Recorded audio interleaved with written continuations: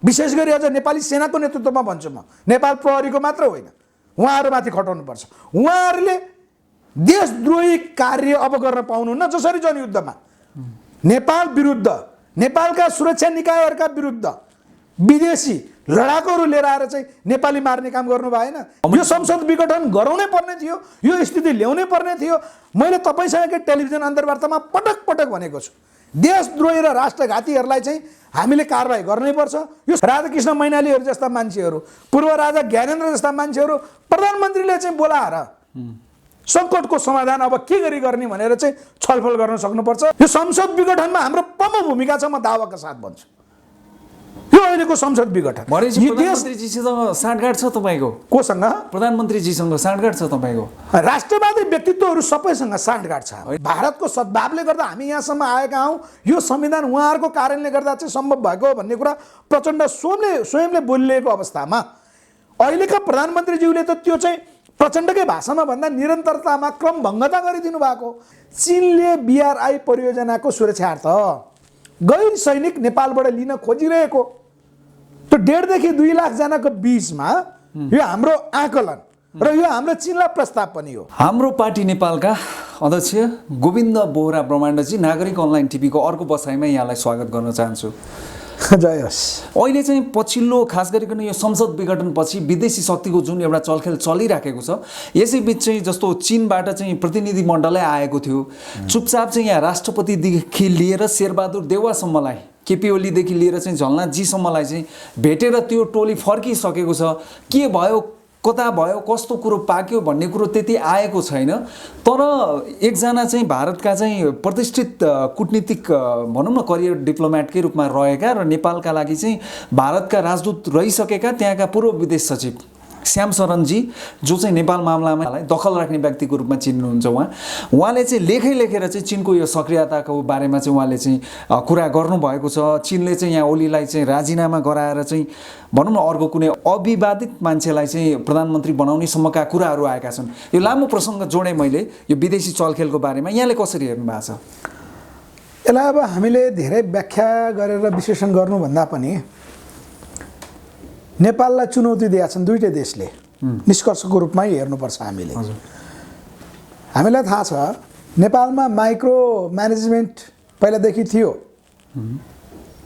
चीन या भारत, विशेष गरी चीन चुपचाप रहेको हुनाले भित्रबाट ऊ सञ्चालित थियो, नेपालप्रति आफ्नो कामहरू गरिरहेको थियो।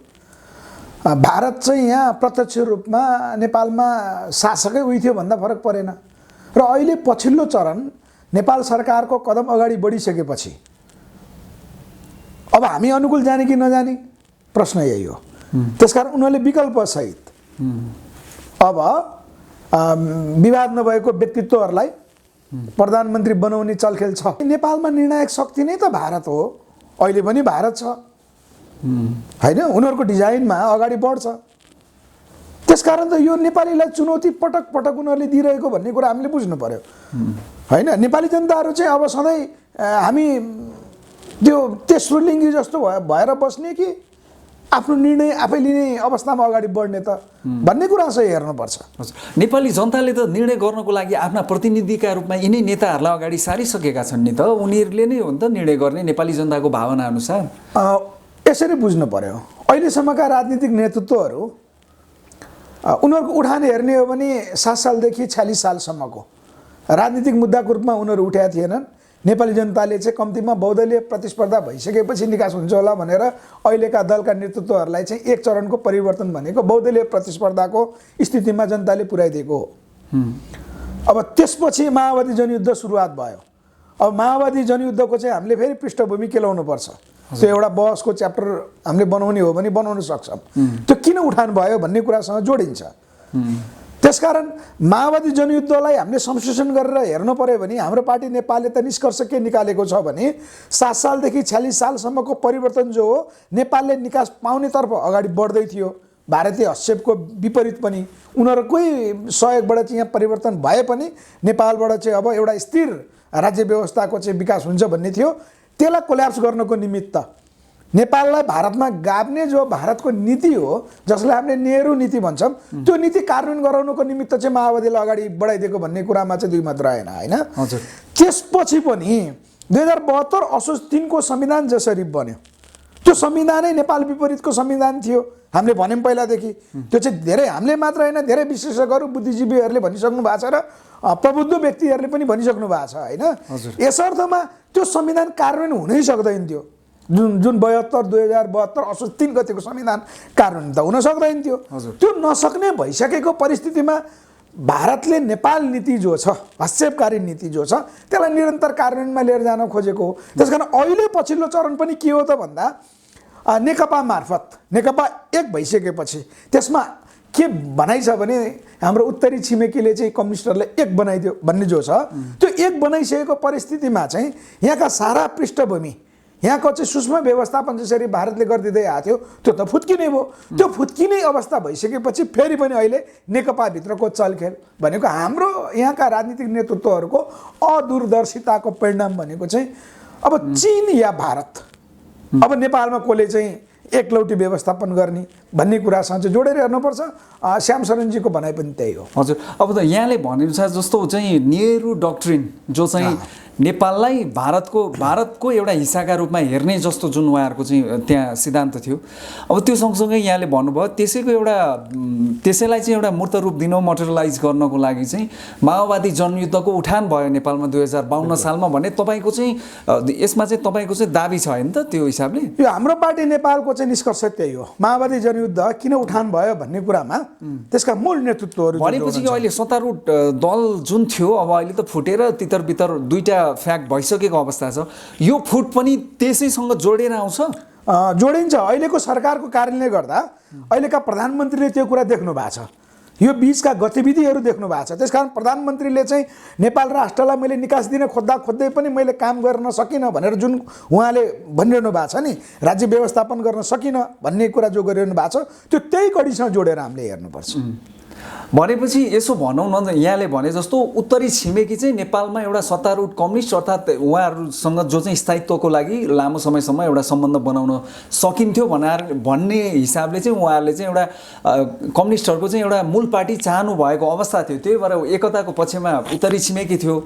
तर त्यसो गर्दाखेरि भारतको स्वार्थ चाहिँ आफ्नो हातबाट फुत्किने हुनाले चाहिँ प्रसन्नजी र माधवजी अर्थात् त्यो खेमालाई चाहिँ उचालेर त्यो एकतालाई भाँडियो भन्ने हिसाबले बुझ्दाखेरि गलत हुन्छ म कि के हो तपाईँको बुझाइअनुसार? अहिले चीनको अहिले लाइनै त्यही हो। अब चीनलाई हामीले कसरी हेर्न पर्यो भने अबको त्यो एकता विभाजन भयो नि त त्यो हिसाबले। त्यही त विभाजन भइसकेपछि त चीनको चाहिँ थप चासो आएर त्यहाँको प्रतिनिधिमण्डल विदेश विभागका चाहिँ उपमन्त्री नै आउनु पर्यो टिमसहित होइन। त्यसको परिणाम के भन्दा चीनले जसरी चाहिँ एसियालाई पावर हाउसको रूपमा चाहिँ विकास गर्न खोज्दैछ त्यसमा प्रत्यक्ष अवरोध हुने स्थल नेपाल देख्यो पछिल्लो घटनाक्रम पछि। यद्यपि यसमा चिनिया राजदूत हाउ यान्सेजीको चाहिँ अलिकति बल नपुगेको हो कि भन्ने कुरा भएर पार्टी फुटिसकेपछि यो पार्टी फुट्दैन भन्ने उहाँको रिपोर्टिङ थियो होला। हुनसक्छ यो उहाँहरूको आन्तरिक कुरा हो। तर उच्च स्तरीय प्रतिनिधिमण्डल यहाँ आउनुको परिणाम के हो भने चीनलाई प्रत्यक्ष धक्का लाग्ने कार्यहरू फेरि पनि हुने उसले चाहिँ एउटा छाँटकाँट देख्यो र उसको अहिलेको ध्येय भनेको के देखिन्छ त भन्दा चीन वरिपरिका क्षेत्रीय देशहरूलाई आर्थिक रूपमा समृद्ध बनाएर लिएर जाने र त्यसको निमित्त चाहिँ आर्थिक प्याकेजहरू जसलाई उसले चाहिँ बीआरआईको परियोजनासँग चाहिँ प्याकेज दिएको छ नि त्यो बीआरआईको परियोजना नेपालसँग चाहिँ सम्झौता त भयो तर त्यो परियोजना चाहिँ 1 वर्ष अगाडि राष्ट्रपतिज्यू स्वयं आएर चाहिँ यहाँ 20वटा बुदामा सम्झौता गर्दा समेत त्यो बीआरआईका परियोजनाहरू अगाडि बढेन र यहाँ नेपालको सत्ता नेकपाभित्रको कारणले गर्दा विपक्षी पार्टीको कारणले गर्दा र यहाँ विशेष गरी चाहिँ राष्ट्रिय पार्टीहरू जो 5वटा पार्टीहरू थिए त्यो बेलामा त्यो पार्टीहरूले गर्दा चाहिँ एमसीसी चाहिँ बरु पास गर्ने लाइनमा गयो होइन। अमेरिकी चाहिँ इन्डो पेसिफिक स्ट्राटेजी सैन्य रणनीतिसँग जोडिएको कुराहरू पास गर्ने लाइनमा गइसकेपछि त यहाँ बीआरआई पहिला पास गराउनुपर्छ बीआरआई कार्यान्वयन गराउनुपर्छ भन्ने चीनको पहिलो लाइन हो। यहाँ बीआरआईलाई हामीले पहिला प्राथमिकतामा राखेर त्यो कार्ययोजना चाहिँ अगाडि बढायौँ भने त यहाँ एमसीसी पछि पास गरे पनि त्यसले चाहिँ के काम गर्न सक्दैन चीनलाई ह्याम्पर हुँदैन भन्ने बुझाइ चीनको थियो। तर यहाँ दुर्घटना के भइदियो त भन्दा नेकपा एक रहन सकेन। यो सैद्धान्तिक एकता पनि थिएन, यो बल जबस्ती चाहिँ प्राविधिक एकता गरिदिएका थिए र त्यो भित्रका पार्टीहरू विशेष गरी चाहिँ प्रचण्ड मोर्चा जो थिए त्यो प्रचण्ड मोर्चाको मिसन त्यहाँभित्र कार्यान्वयन हुन नसकिसकेपछि अहिलेका प्रधानमन्त्रीज्यूले त त्यसलाई छर्लङ्गै देख्नुभयो र प्रधानमन्त्रीज्यूले चाहिँ पहिला जति राष्ट्रघाती कदम गरेर आफू पदमा पुगे पनि, जति उहाँले धोका दिएको अथवा राम्रो गरेको भए पनि महाकाली सन्धि मार्फत, जसलाई हामीले चाहिँ देशद्रोही कार्य भन्छौँ, त्यो राष्ट्रघाती कार्यहरू भन्छौँ त्यसलाई चाहिँ, त्यो कार्य गरेर प्रधानमन्त्री अगाडि बढे पनि अन्तिम समयमा चाहिँ प्रधानमन्त्रीज्यूले नेपालको विषयमा विशेष गरी पश्चिमा शक्तिहरू र नेपालबाट छिमेकी राष्ट्रलाई घात हुने कामहरू चाहिँ म गर्न दिन्न भनेर जो अडान राख्नुभयो, प्रचण्ड मोर्चाहरूलाई चाहिँ उहाँहरूले रोकेको कारण त्यही हो। त्यो प्रचण्ड मोर्चालाई रोक्नुको चाहिँ परिणाम अहिले विस्फोट भएको भनेर हामीले बुझ्नु पर्यो।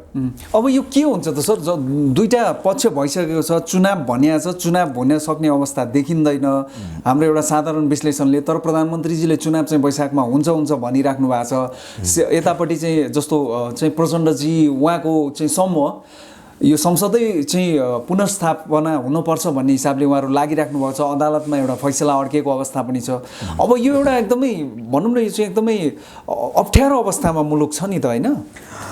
यसलाई अप्ठ्यारो रूपमा हामीले लिनु भएन। नेपाली जनताले चाहिँ अब एकदम निर्णायक सुझबुझका साथ होइन, एउटा न एउटा पछिको त हार त हुने नै भयो नि, होइन? अहिलेको यथास्थितिमा नेपाली जनताको त्यसमा चाहिँ अपनत्व भएन भने चाहिँ फेरि पनि चीन या भारत जसले जित्छ त्यतै जान्छ र अदालतको निर्णय पनि सम्भवतः अहिले नै यसो गर्छन् भनेर स्वतन्त्र अदालतलाई त हामीले भन्न मिलेन सिद्धान्त त, होइन?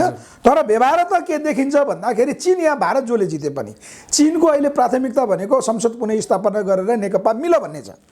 भारतको त्यो देखिन्न। भारत चुनाव भन्दैछ, भारत चुनाव भन्दैछ र भारतले चुनाव अनुकूलको उसले चाहिँ चाहेको अनुकूलको नेतृत्वहरू र राज्य व्यवस्थाहरू चुनाव मार्फत अनुमोदन गराएर चाहिँ भारतको पल्टामा लाने कोसिस भारतले गर्दैछ। यस अवस्थामा नेपाली जनताले सचेततापूर्वक के गर्नु पर्यो भने हामी मूल चुकेको कुरा चाहिँ नेपाली जनताले देख्नु पर्यो।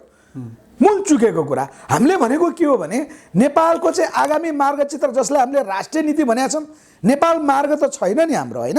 नेपाल मार्ग नभइदिएको कारणले चाहिँ के भयो त भन्दा नेपाल मार्ग यहाँ चीनको भयो, भारतको भयो, अमेरिकाका भयो। यो तीनटा देशहरूले चाहिँ नेपाल मार्ग बताइदिइरहेछन् र त्यसका नेतृत्वहरू पनि त्यही अनुसारले चाहिँ यहाँ उत्पादन गरिदिएका छन् भन्नु पर्यो हामीले। त्यसकारण अहिलेसम्मका राजनीतिक नेतृत्वहरूबाट अब नेपालको निकास हुन्छ, नेपाली जनताको चाहिँ अपेक्षा पुरा हुन्छ भन्ने आश नेपाली जनताले गर्नु भएन। यो निर्णय नेपाल अब कता जान्छ, कता लाँदैछन् भन्ने निर्णय चाहिँ नेपाली जनताले लिनुपर्ने के हो भने आगामी नेपालको मार्गचित्र राष्ट्रिय एकता सहितको आम नेपाली जनता एक हुने किसिमको चाहिँ राज्यको मोडल के हुनसक्छ, नेपालको आइडियोलोजी के हुनसक्छ, बस जनताको तर्फबाट त्यो उठाउनु परेर न यहाँ चीन हाबी हुन दिनुभयो, न यहाँ भारत हाबी हुन दिनुभयो। पश्चिमा त मिनिमाइज भएको छ। यस अर्थमा हामीले नयाँ कोर्स नेपाली जनताको तर्फबाट सुरुवात गर्न सक्यौँ र नयाँ राजनीतिक शक्तिलाई उठान गर्न सक्यौँ। जस्तो अथवा हाम्रो पार्टी नेपालले भनेका जस्ता कुराहरू चाहिँ समग्र राष्ट्रवादी देशभक्तहरू एक ठाउँमा बसिसकेपछि त्यो लाइन पक्रिन सक्यौँ भने नेपाल चाहिँ अब स्थिर रहन्छ, त्यो चीनलाई पनि त्यो राम्रो हुन्छ, भारतलाई पनि राम्रो हुन्छ। होइन भने अब कता जान्छ भन्दाखेरि चाहिँ अब हामीले अहिले तुलनात्मक रूपमा देख्ने कुरा कता हो भने जानलाई देश दक्षिणतिरै जान्छ, दक्षिणकै लाइन पास हुन्छ, चुनावतिरै जान्छ, देश चुनावतिरै जान्छन्। त्यो यहाँको राज्य स्थिति पनि हेर्नुहोस् है, यो फेरि अर्को मैले नेपाली जनताले नयाँ कदम नलिएको खण्डमा भनेको छु। दक्षिण हाबी भयो भने के देखिन्छ त भन्दा दक्षिणको चाहिँ शक्ति त यहाँ स्थापित हुने भयो, चुनाव मार्फत अनुमोदन हुने भयो, होइन?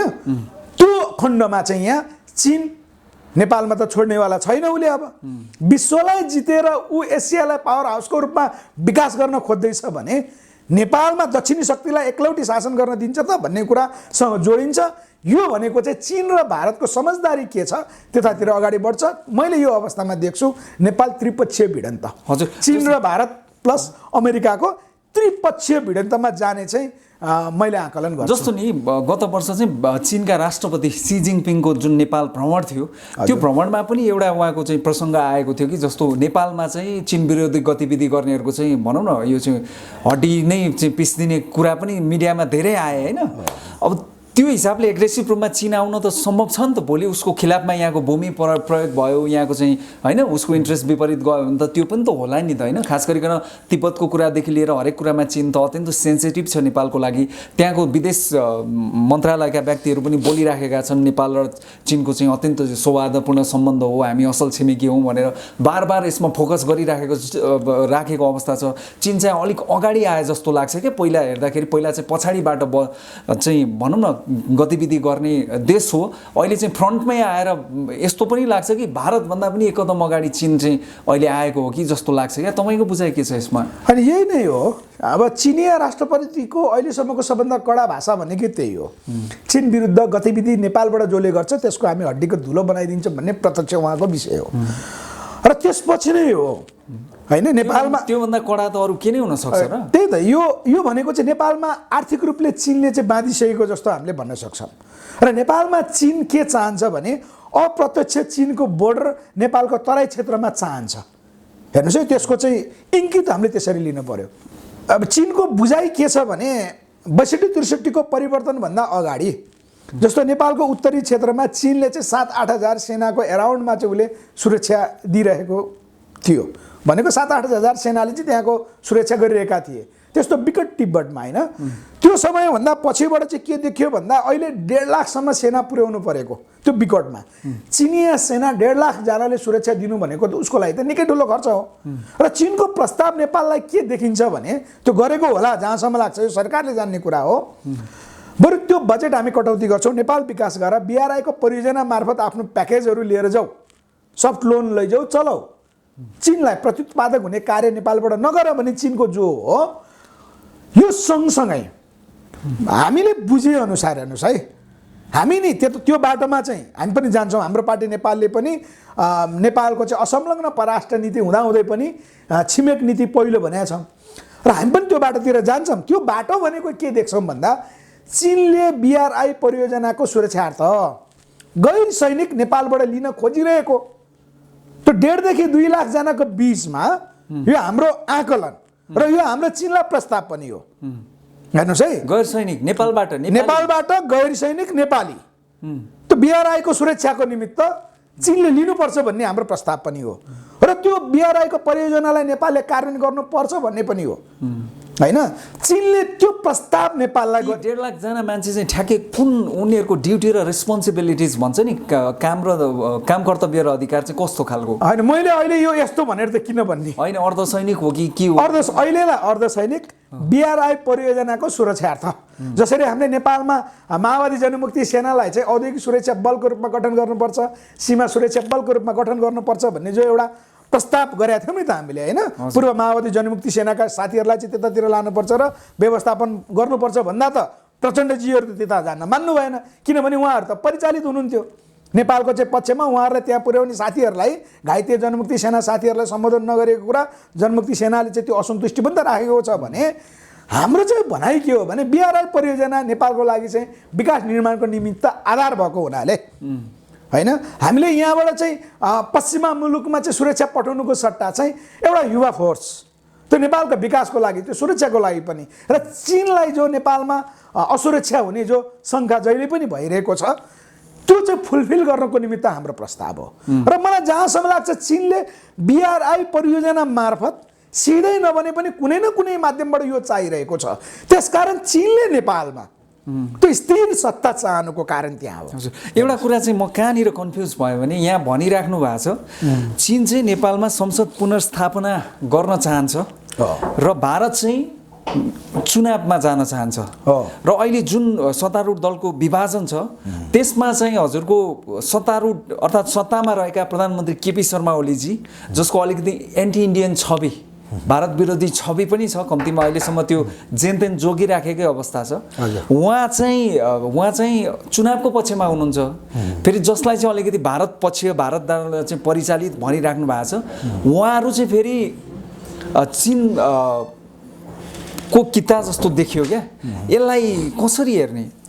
होइन हामीले चाहेको कुरा प्रधानमन्त्री ठ्याक्कै पहेँली भन्छ नि त्यो भयो नि त। यो त होइन, हाम्रो अहिलेका प्रधानमन्त्रीज्यूले फेरि चीनसँग निकटता राखेर नेपाललाई अगाडि बढाइरहन्छु भनेको स्थिति देखिएन। प्रधानमन्त्रीज्यूले त बाटो कहाँ खुलाइदिनु भयो भन्दा सार्वभौम अधिकार र राजकीय सत्ताको अधिकार नेपाली जनतामा छ। यो संविधानले अधिकार दिएको छ नि 62-63 पछि। उहाँले के गरिदिनु भयो त भन्दा यहाँ पश्चिमा लाइनका मान्छेहरू नेपाल सिद्ध्याउने तत्त्वहरूलाई मैले सत्ता सुम्पिनु भन्दा उहाँको पार्टीको आन्तरिक किचलो त त्यतापट्टि थियो। त्यो संविधानमा पनि त्यही टाइपको चाहिँ व्यवस्था गरियो। हामीले बुर्जुवा संसदीय जुन अभ्यास गरिरहेका थियौँ, सुधारिएको संसदीय अभ्यास भने पनि त आखिर 2 वर्षपछि चाहिँ अविश्वासको प्रस्ताव ल्याउन सक्ने प्रावधान राखेर जो संविधान अगाडि बढाउनुको कारण त पश्चिमा शक्ति हाबी भएको भन्ने कुरा थियो। र प्रधानमन्त्रीज्यूले के गर्नुभयो भने सकुन्जेल थामुन्जेल नेपाल राष्ट्रलाई यहीँबाट निर्णय लिन सक्ने अवस्थामा छिमेकी राष्ट्रहरू चीन र भारतको प्रत्युत्पादक हुने नहुने किसिमले, यहाँबाट हुन नसक्ने किसिमले तयारी जो गर्नुभयो उहाँले अहिलेको अवस्थामा गर्न सक्नु भएन। हुँदाहुँदा पार्टी नै फुट र उहाँको प्रधानमन्त्री नै उडाउने हिसाबले चाहिँ अविश्वासको प्रस्ताव लाने र उहाँका सहयोगी भन्नुपर्छ हामीले। राष्ट्रपतिज्यू चाहिँ नेपालको प्रमुख भए पनि, आलङ्कारिक प्रमुख भए पनि राष्ट्रपतिज्यूलाई पनि महाभियोग लगाएर हटाउने योजना पुरा भइसकेपछि चाहिँ प्रधानमन्त्रीज्यूले गरेको के हो त भन्दा ल सम्पूर्ण अधिकार म नेपाली जनतालाई दिन्छु। बहुमतको सरकारले यो कार्य गर्न सक्दैन भने नेपाल विरुद्धका मान्छेहरूलाई सत्ता सुम्पिनुको सट्टा, नेपाल फिजीकरण हुने बाटोमा नेपाललाई लानुको सट्टा, त्यो शक्तिलाई स्थापित गराउनुको सट्टा र त्यो फिजीकरणको बाटो भइसकेपछि त नेपाल भुटानीकरण गर्ने जो दक्षिणीको चाहिँ योजना हो त्यो गराउनुको सट्टा चाहिँ नेपाली जनताले जे निर्णय गर्छन् भनेर चाहिँ नेपाली जनतालाई उहाँले छोडिदिनु भएको। त्यो भनेको के त भन्दा चाहिँ प्रधानमन्त्री एक कदम अगाडि गएर चाहिँ चुनाव भन्नुभयो हो। तर त्यो चुनावलाई चाहिँ के गरिदियो भन्दा हाम्रो दक्षिणी, यो धुर्त भन्नुपर्छ हामीले पहिलादेखि नै, यो धुर्त दक्षिणले चाहिँ के गर्यो त्यसलाई उपयोग गरेर चाहिँ ऊ अनुकूलको नेताहरू जिताइदिने होइन। उसले भने नि त्यो नेपालमा चीन नेपालमा स्थापित भएको हामी देख्न सक्दैनौँ।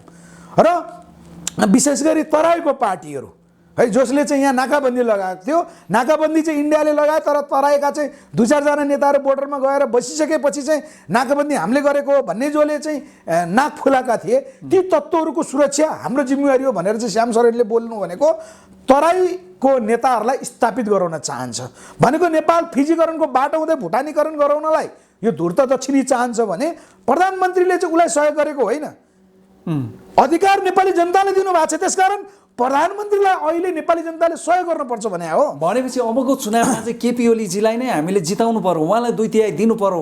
होइन, उहाँ त चुनावमा आउँदिन भनिसक्नुभयो। होइन, उहाँको पार्टी त आउँछ नि त, उहाँको ल्याउँछौँ भन्नु हो। फेरि पनि सबभन्दा गम्भीर समस्या यहाँ हो उहाँको पार्टी पछाडिका नेताहरू को छन्। फेरि पनि सबभन्दा बढी अपराधी त उहाँको पार्टीमा हामीले देख्छौँ। हेर्नुहोस् है, हजुर, उहाँका पार्टीका पछाडि जो प्रधानमन्त्री भन्दा पछाडिका मान्छेहरू हामीले देख्छौँ। त्यसकारण धुर्त दक्षिणी छिमेकी भन्दा चाहिँ उत्तर छिमेकी अलिकति सफ्ट कहाँ देखिन्छ त भन्दा बरु दोस्रो तेस्रो पुस्ताहरूले चाहिँ कुरा बुझ्नुहुन्छ। दोस्रो पुस्ता तेस्रो पुस्ताहरू चुनाव मार्फत अगाडि जाने वातावरण बनाउनुपर्छ र तपाईँहरू कङ्ग्रेस लगायत विपक्षी पार्टीहरू सबै मिल्नुहोस् भनेर सुझाव दिएको हामीले यहाँ देख्न सक्छौँ। विडम्बना के भयो भने प्रधानमन्त्रीको पछाडि मान्छेहरू देख्दैनौँ हामीले होइन। को छन् त मान्छेहरू त होइन, मान्छे भएर के गर्नु। फेरि पनि त्यही यहाँ चाहिँ नेपालमा यो राजनीतिक शक्ति सन्तुलन गराइदिनु त पावर एजेन्टहरू हुन्छन्। पोलिटिकल पावर एजेन्टका टिमले त तिनीहरूलाई चाहिँ त्यो उनीहरूको चक्रव्यूहमा राखिसकेका छन्। यस अर्थमा केपी ओली भन्दा पछाडिका मान्छेहरू प्रधानमन्त्रीमा स्थापित गराउनु भनेको त फेरि पनि हामी दक्षिणीको चक्रव्यूहमै पर्नु हो। त्यसकारण प्रधानमन्त्रीज्यूको स्पिडलाई बुझ्दै आगामी नेपालको मार्गचित्र नेपाली जनताले तय गर्दै बिल्कुल नयाँ शक्ति, राष्ट्रिय एकता सहितको शक्ति हामीले के भनिरहेछौँ भने प्रत्यक्ष निर्वाचित कार्यकारीय राष्ट्रपतीय शासन व्यवस्थाको नयाँ मोडल हामीले प्रस्तावमा ल्याइसकेका छौँ। त्यसमा राजा पनि अट्ने किसिमको हामीले एउटा मोडल बनाएका छौँ। नेपालमा संघीयता र धर्मनिरपेक्षता खारेज सहित राजा पनि अटाउने, राजा धर्म संस्कार संस्कृतिको प्रतीक हुने गरी शासक राष्ट्रपतीय संस्था एउटा हामीले कल्पना गरेका छौँ। नेपाली जनताले त्यो बाटो अवलम्बन गर्नुपर्छ। यो भनेको अबको चुनाव पछि प्रधानमन्त्री चाहिँ आउने कुरा होइन, पार्टी अध्यक्ष त उहाँको नेकपाको कुरा भयो अथवा फुटेपछि के नाम पाउनु होला। उहाँ म चुनावमा आउन पनि सक्दिनँ स्वास्थ्यको कारणले पनि, र चाहिँ उहाँका समकक्षी साथीहरूले चाहिँ यो मर्छ र म प्रधानमन्त्री खान पाउँछु भनेर पार्टी एकता गरेको भन्ने खुलासा त प्रधानमन्त्रीले गरिसक्नु भएको सन्दर्भमा प्रधानमन्त्री नै केपी ओली नै हो भन्ने कुरा चाहिँ सम्भव छैन। यदि त्यस्तो हो भने प्रधानमन्त्रीले खुला जनताको नाममा सम्बोधन गरेर म फेरि पनि प्रधानमन्त्री हुनु पर्यो अथवा म भनेको चाहिँ नेपालको राष्ट्रलाई एकीकरण गर्ने गरी राष्ट्रिय एकता सहितको पूर्व राजालाई समेत बोलाएर उहाँले सल्लाहकार समिति बनाउनु पर्यो। म त भन्छु पूर्व राजा ज्ञानेन्द्रलाई समेत बोलाएर योभन्दा पहिलाका राजनीतिज्ञहरू राधाकृष्ण मैनालीदेखि सिपी मैनालीदेखि नेपालको प्रबुद्ध व्यक्तित्वहरू बुद्धिजीवी होइन फेरि अहिले यहाँ जो कथित बुद्धिजीवी देखिन्छ नि यी अब मिडियामा बोल्ने मात्रै भएका कुरा विश्लेषण गर्ने विशेषज्ञ भन्ने तिनीहरू बुद्धिजीवी हुन् बौद्धिकहरूलाई चाहिँ बोलाउनु पर्यो प्राध्यापक डाक्टर युवराज सङ्ग्रौला भीमार्जुन आचार्य सरहरू जस्ता सुन्दरमणि दीक्षित सरहरू जस्ता मान्छे अरू मान्छेहरू पनि छन् राधाकृष्ण मैनालीहरू जस्ता मान्छेहरू पूर्व राजा ज्ञानेन्द्र जस्ता मान्छेहरू प्रधानमन्त्रीले चाहिँ बोलाएर सङ्कटको समाधान अब के गरी गर्ने भनेर चाहिँ छलफल गर्न सक्नुपर्छ यो हाम्रो पार्टी नेपालको तर्फबाट र ब्रह्माण्डजीको तर्फबाट प्रधानमन्त्री केपी शर्मा ओलीज्यूलाई चाहिँ हाम्रो अपिल पनि हो यो कार्य तुरुन्त गर्नु ब्रह्माण्डजी एउटा कुरा तपाईँले भनेको स्मरण गर्छु पूर्व राजालाई तपाईँले जसरी आज चाहिँ आह्वान गरिराख्नु भएको छ अर्थात् प्रधानमन्त्रीजीलाई पूर्व राजालाई पनि एप्रोच गर्नुहोस् भनिराख्नु भएको छ तपाईँले कुनै बेला तपाईँ नै हो जसले भन्नुभएको थियो कि पूर्व राजा चाहिँ फेरि एक्टिभ पोलिटिक्समा आउन चाह्यो भने काललाई दोहोऱ्याए निम्ताए जस्तो हुन्छ भन्ने हिसाबले पनि तपाईँको अभिव्यक्ति आएको थियो नि आज यो सफ्ट लाइन किन होइन पूर्व राजा ज्ञानेन्द्रका पछाडिपट्टि जति मान्छेहरू छन् पूर्व राजा स्वयं सिआइए र रको घेराबन्दीमा छन् त्यो हामीले भनेको पटक पटक भन्छौँ हामी यसको प्रमाण मागे भने दिन सक्नुहुन्छ तपाईँ होइन हामी राज्य सत्तामा पुगेपछि सम्पूर्ण छानबिन गर्ने बित्तिकै आइ नै हाल्छ नेपाली जनता मानहानीमा लगाए अर्थात् भने त प्रमाण दिनुपर्छ नि त आजको मितिमा पनि पुरानो सत्ताले मानहानी के राष्ट्रघाती र देशद्रोहीहरूका अगाडि मानहानीको चाहिँ त्यहाँ स्पष्टीकरण दिनुपर्छ भन्ने कुरा यो राजनीतिक निर्णयले गर्छौँ हामी त्यो देखा जाएगा हामीलाई मतलब भएन त्यो हामी राजनीतिक निर्णयमा जान्छौँ पूर्व राजा ज्ञानेन्द्र नेपाली जनतालाई सार्वभौम अधिकार र राजकीय अधिकारको स्रोत जनताबाट खोसेर पूर्व राजा ज्ञानेन्द्रले लिने गरी अगाडि बढ्नु हुन्न भने हो त्यो अहिले पनि भन्छ र अहिलेको प्रधानमन्त्रीज्यूले है उहाँले के गर्नुपर्छ भने प्रधानमन्त्रीले आफ्नो सारा राष्ट्रिय एकता उहाँले साँच्चै देशको निमित्त निर्णय गर्न खोजेको हो भने पूर्व राजा सहित राधाकृष्ण मैनाली सहित प्राध्यापक डाक्टर युवराज सङ्ग्रौला सहित भीमार्जुन आचार्य सरहरू जस्ता मान्छे सहित राष्ट्रिय व्यक्तित्वहरू जो जो हुनुहुन्छ उहाँहरू सम्मिलित सल्लाहकार समिति स्टेटभन्दा माथिको त्यो लिनुपर्छ भने हो सल्लाहकारको भूमिकामा लिनुपर्छ भने हो मैले पूर्व राजा ज्ञानेन्द्रलाई चाहिँ फेरि राजकीय सत्ता र सार्वभौम अधिकार क्याप्चर गरेर यहाँ प्रतिगमनकारी सत्ता होइन जनतालाई चाहिँ रैती ठान्ने सत्ता चलाउनुपर्छ भने होइन यदि त्यसरी अगाडि आउन खोज्ने हो भने उनले जो राजावादी भनेर परिचालन गरेका मान्छे हामी राजाद्वारा परिचालित हो भनेर सडकमा भन्थे तिनका आधारमा भने हो प्रत्यक्ष राजाको शासन ल्याउने हरकत गर्छौँ भने तिमीलाई फेरि हामी कहाँ लगेर सडाउँछौँ भनेर चाहिँ हामीले भनेको अपराध पनि भनेको यो हत्यारा समेतको आरोप हिजो उहाँले स्वीकार्नु भएको छ मलाई नेपाली जनताले चाहिँ हत्याको आरोप समेत लागेको छ दर्ब हत्याकाण्ड मेरो दाजु भाउजूको हत्याको भनेका छन् उहाँले शङ्का पनि गरिसक्नु भएको छ हामीले के भनेको छौँ भने पूर्व राजा ज्ञानेन्द्र यदि सुध्रिएर नेपाल राष्ट्रको पक्षमा म काम गर्छु म नेपाललाई सहयोग गर्छु भनेर आउने हो भने यी सम्पूर्ण कुराहरू चाहिँ तपसिलका विषय हुन्छ समेत त हामीले भनेका भनेछौँ त हजुर अब अर्को चाहिँ नि जस्तो ओलीजीको अहिलेको चाहिँ एकदमै राइभल एकदम कट्टर चाहिँ प्रतिपक्ष भनेका आफ्नै पार्टीका पूर्व सहयात्रीहरू नै भयो प्रचण्डजी माधवजी झलनाथजी होइन एक अर्काको गाँड कोराकोर भन्छ क्यारे नेपाली भाषामा भन्दाखेरि त्यो एकदमै देखिराखेको छ अहिले अनि अब प्रचण्डजी र चाहिँ उहाँको समूह सडकमा माइती घरदेखि लिएर सडक प्रदर्शनसम्म उहाँहरू गरिराख्नु भएको छ आन्दोलन घोषणा गर्दै हुनुहुन्छ अलिक दिनमा के छ प्रचण्डजीहरूको फेरि सत्तामा पुनरागमन सत्तामा फर्किने सम्भावना रिटर्न भन्छ नि त्यो सम्भावना कति देखिन्छ अब त्यो सम्भावना भनेको चाहिँ उहाँले नेपाल विरुद्धको जो संविधान दिनुभयो नेपाली जनताको मनमा उहाँ बस्न सक्नु भएन र त उहाँको हालत चाहिँ 70 सालको चुनाव 74 सालको चुनावसम्म आइपुग्दाखेरि त्यो स्थिति भयो त्यसपछि उहाँ जे भए पनि एउटा देशभक्त नेपालको विषयमा चाहिँ एउटा चिन्तित व्यक्तित्व हो कि सुध्रेर आउनुहुन्छ कि भनेर चाहिँ उहाँले अब उहाँ भनेको चाहिँ हाम्रो छिमेकी राष्ट्रले उहाँहरूको पार्टीलाई मिलाइदिएको यो हामीले चाहिँ बिर्सनु हुँदैन यो सन्दर्भमा प्रचण्डजीहरू सुध्रिनु भएन हैन उहाँ सुध्रिने लाइनमा हुनुहुन्न रहेछ भनेर त अस्ति उहाँको भ्रिकुटी मण्डपको भाषणले पनि प्रश्न गर्यो र उहाँले के बोलिरहनु भएको छ त भन्दा गणतन्त्र संघीयता धर्मनिरपेक्षता समावेशी जस्ता मुद्दाहरू पश्चिमा लाइनका साथीहरूको पनि समर्थन थियो हामी यहाँसम्म आउनमा उहाँहरूको सद्भावले हो र भारतको सद्भावले गर्दा हामी यहाँसम्म आएका हौँ यो संविधान उहाँहरूको कारणले गर्दा चाहिँ सम्भव भएको हो भन्ने कुरा प्रचण्ड स्वयंले बोलिरहेको अवस्थामा अहिलेका प्रधानमन्त्रीज्यूले त त्यो चाहिँ प्रचण्डकै भाषामा भन्दा निरन्तरतामा क्रमभङ्गता गरिदिनु भएको भनेको नेपाल विरुद्धको संविधानलाई चाहिँ उहाँले चाहिँ अब फेरि नेपाली जनताले निर्णय लिने बेला आएको छ है, यो संविधान कस्तो बनाउनुपर्छ, यो संविधान बदल्नको निमित्त चाहिँ सही मान्छे सत्तामा पुग्नुपर्छ भनेको प्रतिनिधि सभामा चुनाव मार्फत जिताउनुपर्छ भनेर प्रधानमन्त्रीले बाटो खोलिरहँदाखेरि प्रचण्डजीले जो मोर्चा गरि अगाडि कस्नु भएको छ त्यसमा झलनाथ खनाल, माधव नेपालजीहरू जस्ता मान्छेहरूले चाहिँ उहाँहरूलाई बल दिइरहनु भएको छ भने विपक्षी कङ्ग्रेसले पनि उहाँहरूकै बललाई चाहिँ साथ दिएको जस्तो देखिन्छ। यो भनेको फेरि पनि गणतन्त्र, संघीयता, धर्मनिरपेक्षता र समावेशिताको मुद्दालाई पुनरावलोकन गर्नुपर्छ। गणतन्त्र भनेको बुर्जुवा गणतन्त्रमाथि पुनरावलोकन भनेको हामीले भनेको चाहिँ प्रत्यक्ष गणतन्त्रमा देश प्रवेश गर्नुपर्छ। प्रचण्डहरू त्यो चाहनुहुन्न। यही संसदीय दलमै नेपाललाई भाँसेर है, संसदीय दलदल भन्छौँ नि हामी, उहाँहरू त्यसको विरोधी हुनुहुन्थ्यो नि। संसद भनेको चाहिँ खसीको टाउको देखाएर चाहिँ कुकुरको मासु बेच्ने ठाउँ भन्दा भन्दै त्यही भाषमा प्रचण्डजीहरू किन फसिरहनु भएको छ त भन्दा उहाँ फेरि पनि पश्चिमा लाइनको नेतृत्वमा अगाडि बढ्न चाहनुहुन्छ, दक्षिण ध्रुव त भारतको लाइनमा उहाँहरू अगाडि बढ्न चाहनुहुन्छ। देश उहाँलाई फिजीकरण बनोस् मतलब भएन, देश भुटानीकरण गरोस् प्रचण्डजीहरूलाई मतलब भएको देखिएन। यस अर्थमा उहाँहरूलाई सुधार्नको निमित्त प्रधानमन्त्रीजीले कदम चाल्नु भएको छ। देश प्रचण्डको मुद्दामा अगाडि बढ्न सक्दैन। नेपाली जनताले फेरि पनि प्रचण्डहरूमाथि अन्तिम चेतावनी दिनुपर्छ भन्छु म। प्रचण्डहरू यही मुद्दा लिएर अगाडि बढ्ने हो भने नेपाली जनताकोमा गएर चाहिँ कान समातेर उठबस नगर्ने हो भने उहाँले अहिले माइती घरमा त ठाउँ पाउनु भएको छ, नेपालको कुनै पनि कुनामा उहाँले ठाउँ पाउनुहुन्न भन्ने म उहाँहरूलाई चेतावनी दिन चाहन्छु। नेपाली जनताकोमा आएर यो मुद्दा बोल्नुहोस् तपाईहरु। हजुर, यतापट्टि जस्तो सत्तापछि पनि प्रधानमन्त्रीजीको तर्फबाट नै भनौँ न, जस्तो मिडियामा आएका कुराहरू पूर्व मन्त्री एकजना वर्षमान पुञ्जीले पनि भनिसक्नु भएको छ। यहाँ चाहिँ फोन ट्यापिङहरू पनि भइराखेका छन्, नेताहरूको गोप्य कुराहरू लिक भइराखेको अवस्था छ। अर्को चाहिँ के पनि छ भनेदेखि जस्तो चाहिँ ठुला ठुला नेताहरूको घरमा चाहिँ गुप्तचरहरू पनि एकदमै बाक्लो सङ्ख्यामा खटाइएको, उहाँको गतिविधि एकदम निगरानीमा भनेपछि यसलाई त केही गम्भीर मुठभेडको पनि सङ्केत कतै गरिरहेको छैन र होइन। यसलाई गम्भीर रूपमा किन लिनु पर्यो? होइन, यो त गम्भीरै हो नि। होइन, राष्ट्रघाती र देशद्रोहीहरूको त सबैको फोन ट्यापिङ होइन। नेपाल सरकारले उनीहरूका पछाडि प्रति जासुसी इकाइ खटाउनुपर्छ भन्छु म। यद्यपि यो संविधानमा व्यवस्था छैन।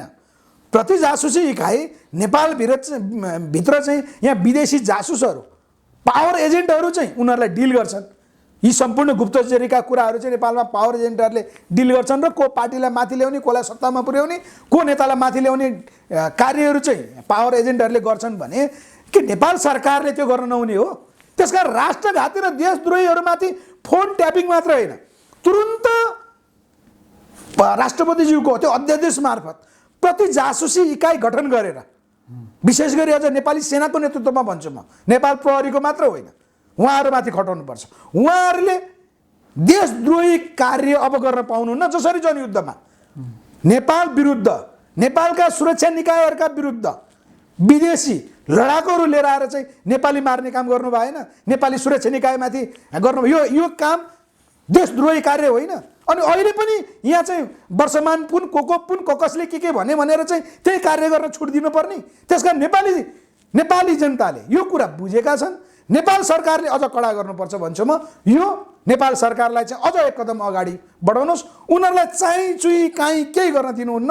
उहाँहरू सुध्रेर आउनुभयो, नेपाली जनताकोमा माफ माग्न आउनुभयो भने ठिक छ, नेपाली जनताले नै बचाउँछन्, होइन भने नेपाल सरकारले चाहिँ कडा कदम चाल्नुपर्छ भन्ने कुरा चाहिँ म भन्न चाहन्छु। संक्षिप्त उत्तर चाहन्छु। तपाईँ हाम्रो पार्टी नेपाल भनेर एउटा नयाँ पार्टी, शिशु पार्टी अहिलेको अवस्थामा चलाइराख्नु भएको छ। अब चुनावै आइहाल्यो भने 4-5 महिनामा तयारी पनि नपुग्ला तपाईँ भनेपछि तपाईँ केपी ओलीको लागि चुनावमा भोट माग्न हिँड्नुहुन्छ भन्ने मैले बुझेँ। म गलत छु? तपाईँ गलत हुनुभयो। केपी ओली नै प्रधानमन्त्री हुन्न भनिसक्नु अवस्थामा समूहको लागि, उहाँको समूह त अपराधीलाई कारवाही गर्नुपर्छ। मैले तपाईँसँग अन्तर्वार्तामा भने त म नेपाली जनताकोमा जान्छु।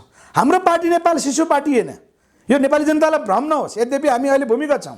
हाम्रा पार्टीका पछाडि को छन् भन्ने कुरा यो गेम, अहिलेको गेम प्लानमा, यो संसद विघटनमा हाम्रो प्रमुख भूमिका छ। म दावाका साथ भन्छु यो अहिलेको संसद विघटन। प्रधानमन्त्रीजीसँग साँठगाँठ छ तपाईँको? कोसँग? प्रधानमन्त्रीजीसँग साँठगाँठ छ तपाईँको? राष्ट्रवादी व्यक्तित्वहरू सबैसँग साँठगाँठ छ। होइन, संसद विघटनको मुख्य भूमिका तपाईँहरूको पनि छ भने त प्रधानमन्त्रीजी त देखिने रूपमा त उहाँ नै प्रमुख देखिनुभयो नि त। त्यो त्यसकारण हाम्रो स्पिडलाई उहाँले पक्रिनु भएको छ। त्यसकारण हाम्रो पार्टी नेपाल अबको सत्ता, यो सत्ताको भागीदार मूल राजनीतिक धारको नेतृत्व हाम्रो पार्टी नेपालले गर्छ भन्ने कुरामा दुई मात्रै छैन। हजुर यो संसद विघटन गराउनै पर्ने थियो, यो स्थिति ल्याउनै पर्ने थियो। मैले तपाईँसँगकै टेलिभिजन अन्तर्वार्तामा पटक पटक भनेको छु, देशद्रोही र राष्ट्रघातीहरूलाई चाहिँ हामीले कारबाही गर्नैपर्छ, यो संसद विघटन हुनुपर्छ, यो संविधान हुबहु कार्यान्वयन हुनै सक्दैन थियो। अब चाहिँ छिमेकी राष्ट्र मैत्री संविधान, नेपाली जनताले चाहेको संविधान कार्यान्वयन हुनु र साँच्चै राष्ट्रलाई चाहिँ हामीले अगाडि बढाउन सक्नु। यसलाई चाहिँ हामीले एउटा संश्लेषित स्लोगान बनाएका छौँ, हराएको नेपाल राष्ट्र खोज्न जानु छ, लुकाएको नेपाल राष्ट्र खोज्न जानु छ भन्नेको कुरा त प्रधानमन्त्रीले हामीलाई पनि सहयोग गर्नुभयो, हामीले प्रधानमन्त्रीको त्यो स्पिडलाई सहयोग गर्नुपर्छ। अबको निकास त्यही हो। अमूल्य समय दिनुभयो। गहन विचार र विश्लेषणका लागि हाम्रो पार्टी नेपालका अध्यक्ष गोविन्द बोहरा ब्रह्माण्डज्यू, यहाँलाई नागरिक अनलाइन टिभीको तर्फबाट पुनः एकपटक धेरै धेरै धन्यवाद। जय होस्। हाम्रो पार्टी नेपाललाई पनि यहाँहरूले पटक पटक मिडियामा ल्याइदिइरहनु भएको छ। यो नागरिक अनलाइन टेलिभिजन मार्फत हाम्रो पार्टी नेपालको विचार धारणाहरू र नेपाली जनतालाई हामीले कसरी सुशिक्षित गर्ने र नेपाली जनताको चाहिँ अवधारणाहरू सुन्ने र अन्तर्क्रिया गर्ने मौका तपाईँले दिनुभएको छ। यसको निमित्त तपाईँ र तपाईँको टेलिभिजनलाई पनि धेरै धेरै धन्यवाद। जय होस्।